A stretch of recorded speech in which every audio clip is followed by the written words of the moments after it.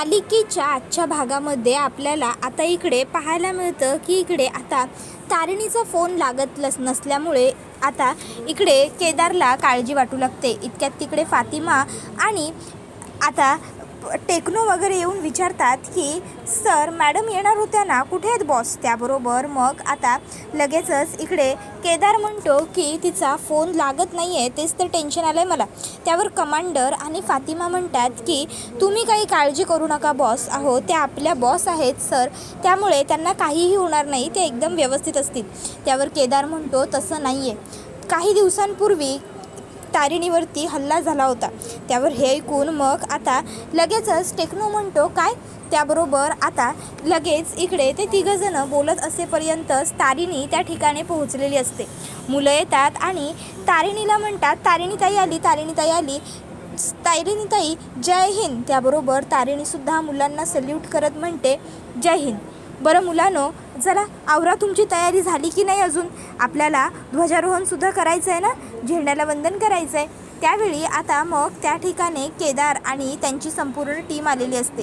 केदार तारिणीला विचारतो बॉस कुठे राहिली होतीस तू, किती उशीर, कधीपासून वाट बघतोय आम्ही तुझी, आणि तुझा फोनसुद्धा बंद होता. त्यावर मग आता तारिणी म्हणते की नाही ते सहजच. त्यावर केदार म्हणतो बॉस काय झालं आहे, तू काहीतरी लपवतेस. तारिणी म्हणते अरे काही नाही, माझी एक मैत्रीण भेटली होती, तिच्याबरोबर जरा बोलत राहिले ना, त्यामुळे मला यायला जरा उशीर झाला, बाकी काही नाही. त्यावर केदार म्हणतो झेंडा वंदन करायचं आहे, झेंड्याला वंदन करायचं आहे, आणि त्यावेळी मैत्रिणीबरोबर गप्पा मारत टाईमपास करणाऱ्यांपैकी तू नक्कीच नाही आहेस. काय झालं आहे. इतक्यात तिकडे डॉक्टर काका आलेले असतात. डॉक्टर काका येतात आणि आता मुलांबरोबर बोलू लागतात. त्यावर केदार म्हणतो की हे कशाला आलेत इकडे, यांच्यावरती संशय येऊ शकतो ना. त्यावर तारिणी म्हणते की नाही, आपण आज त्यांच्यावर संशय नाही घेऊ शकत केदार. मुळात पहिली गोष्ट, आपल्याकडे कुठल्याही पद्धतीचे ठोस पुरावे नाही आहेत, आणि सगळ्यात महत्त्वाची गोष्ट म्हणजे आज ध्वजारोहण आहे आणि म्हणून ते इकडे येऊ शकतात. आपण उगाच असं काहीतरी नाही बोलू शकत. बरं चला, आपण आता जायला हवं ना. इतक्यात त्या ठिकाणी काका येतात आणि म्हणतात हॅपी इंडिपेंडन्स डे, स्वातंत्र्य दिनाच्या तुम्हा दोघांनाही खूप खूप शुभेच्छा. त्याबरोबर लगेचच तारिणी आणि केदारसुद्धा म्हणतात तुम्हालासुद्धा काका स्वातंत्र्य दिनाच्या खूप खूप शुभेच्छा. त्यानंतर मग तारिणी मुलांना म्हणते बरं मुलांनो, चला आता आवरायचं नाही आहे का, आपण अजून झेंडावंदन करायचं आहे, चला चला. त्याबरोबर दुसऱ्या बाजूला इकडे चेतना काकूला म्हणते वहिनी ऐका ना, थोडं बोलायचं आहे तुमच्याशी. काकू म्हणते बोल. त्याबरोबर चेतना काकू म्हणू लागते वहिनी खरंच थँक्यू सो मच. नाही म्हणजे काल तारिणीचा वाढदिवस होता, तेव्हा तुम्ही म्हणालात खरं की तुम्हाला वाढदिवसाला थांबण्यात काहीही रस नाही, तुम्ही थांबणार नाही वगैरे, पण नंतर तुम्ही लवकर आलात, बघून खरंच खूप बरं वाटलं.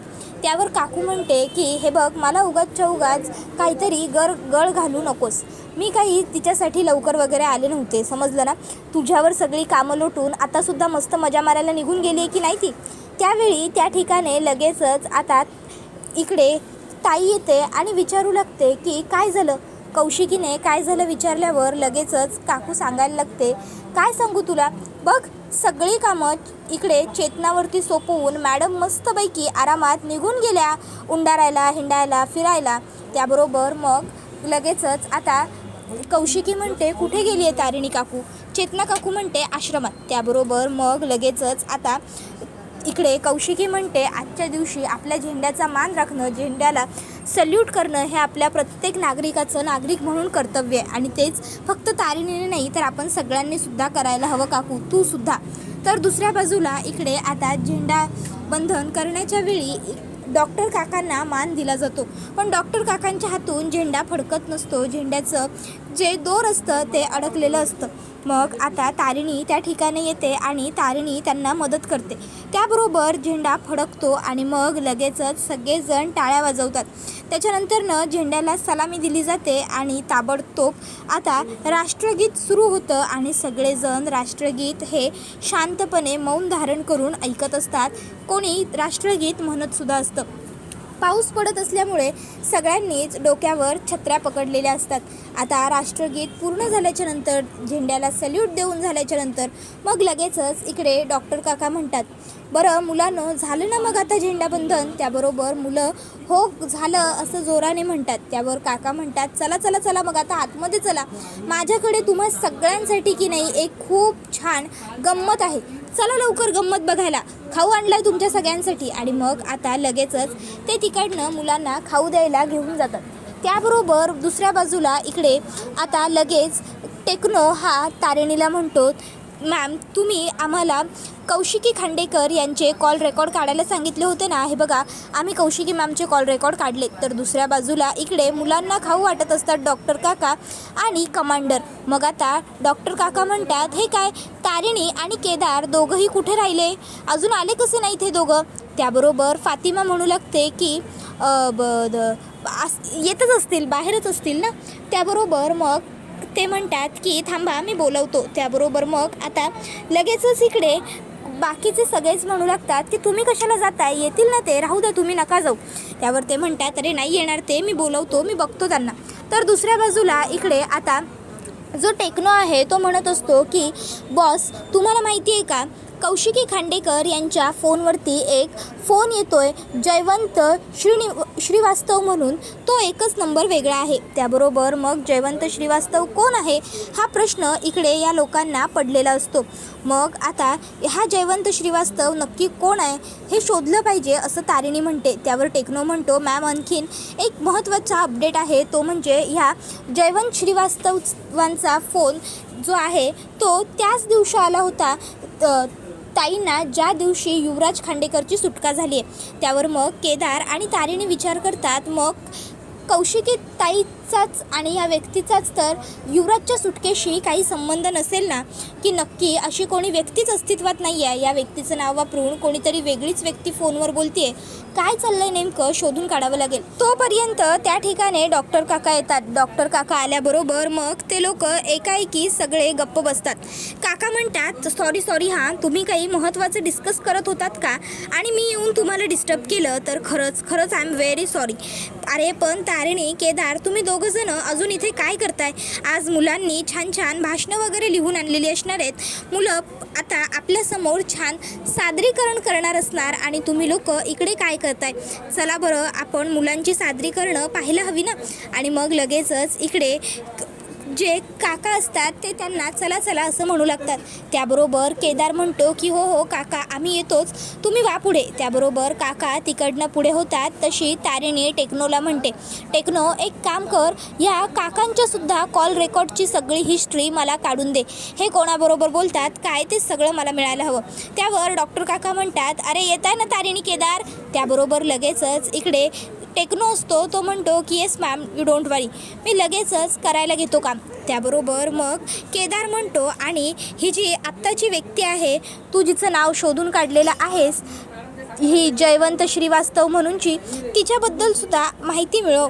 त्याबरोबर तो म्हणतो की हो चालेल बॉस, तुम्ही काहीच काळजी करू नका, काय करायचं ते सगळं मी बघतो.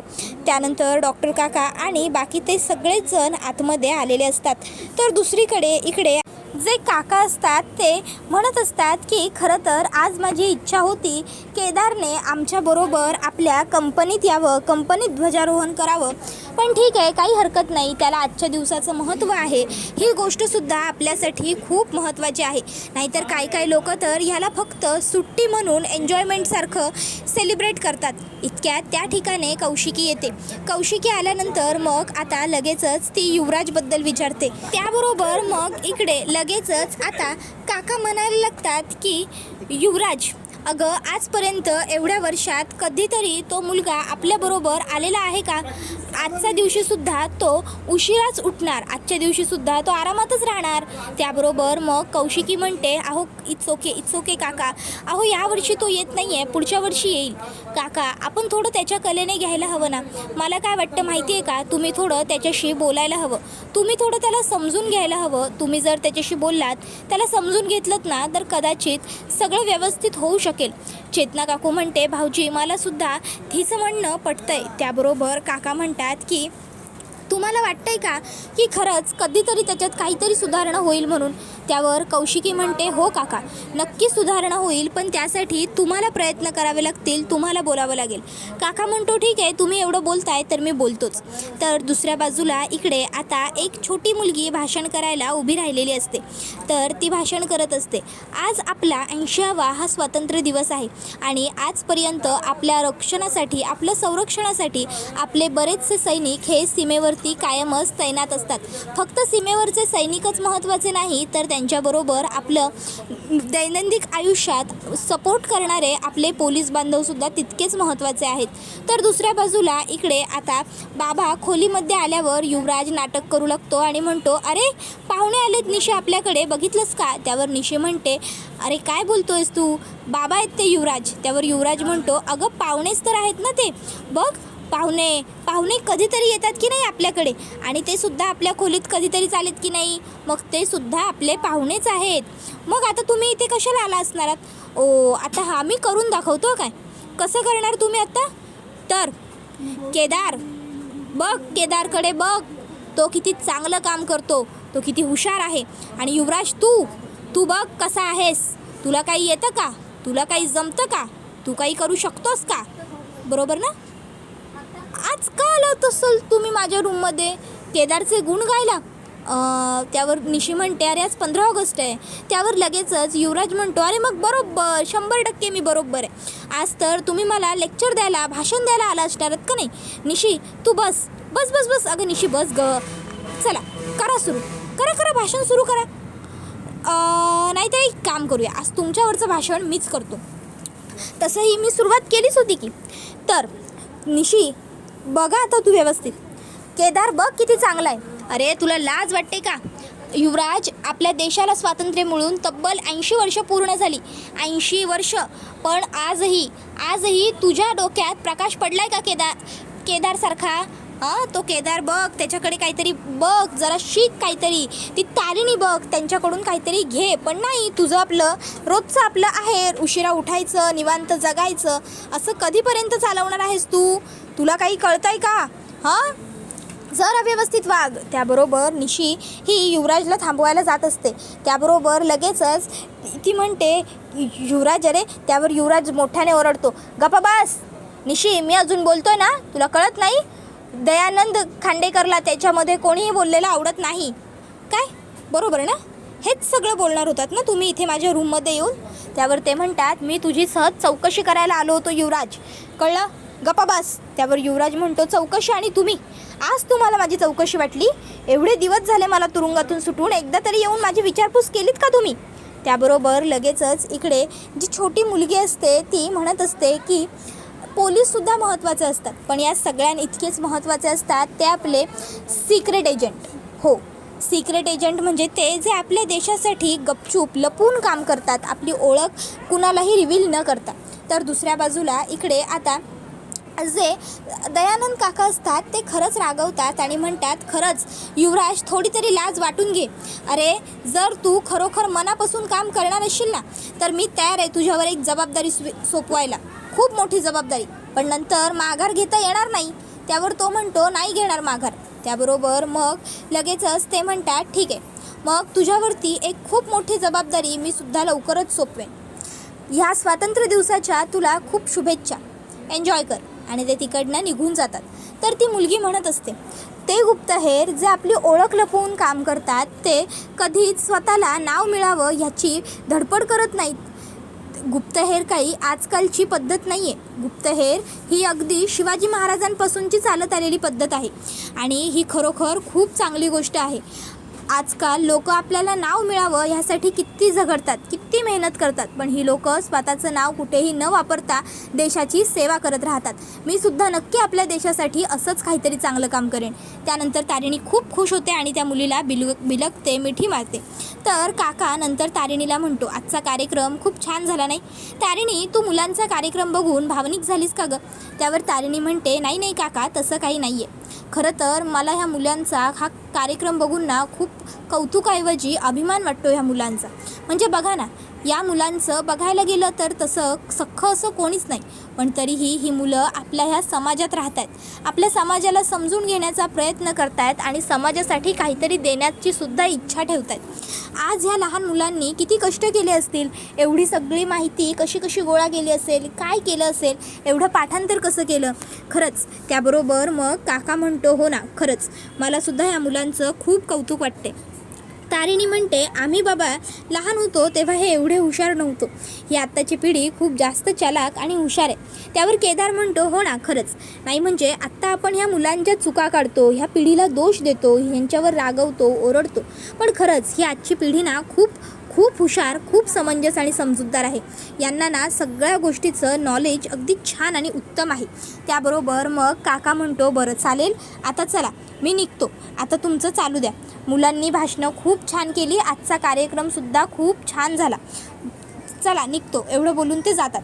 त्यानंतर त्या ठिकाणी टेक्नो येतो आणि म्हणतो, मी या डॉक्टर काकांचे सगळे कॉल रेकॉर्ड, कॉन्टॅक्ट हिस्ट्री सगळं काढलेलं आहे, पण याच्यामध्ये काहीही संशयास्पद असं मला आढळलेलं नाही आहे। हे फक्त NGO आणि हॉस्पिटल्स डॉक्टर्स यांच्याशीच बोलतात, हे स्वतःसाठी जगतात की नाही मला ते कळलंच नाही आहे। त्याबरोबर मग लगेचच पुढे तो म्हणतो, आणि हो, ज्या नंबरवरून आपल्या ताईंच्या फोनवरती फोन येतात ना, कौशिकी ताईंच्या, तो नंबर जयवंत श्रीवास्तव नावाने जरी रजिस्टर असला तरी मी जेव्हा त्याचा IIP कोड चेक केला तेव्हा त्याच्यावरती शेखर सरांचे नाव येतं आहे, याचा अर्थ तो नंबर शेखर सरांचा आहे। त्याबरोबर तारिणी म्हणते, म्हणजे इकडे कौशिकी ताईंचा नवराच कौशिकी ताईंबरोबर एका वेगळ्या नंबरवरून बोलतोय। त्याबरोबर मग मात्र इकडे हे सगळं कळल्यावर तारिणी आणि केदारला खूप मोठा धक्का बसतो आणि हा व्हिडिओ इथे संपतो। आवडला असेल व्हिडिओ तर लाईक करा आणि चॅनलला सबस्क्राईब करायला विसरू नका। धन्यवाद।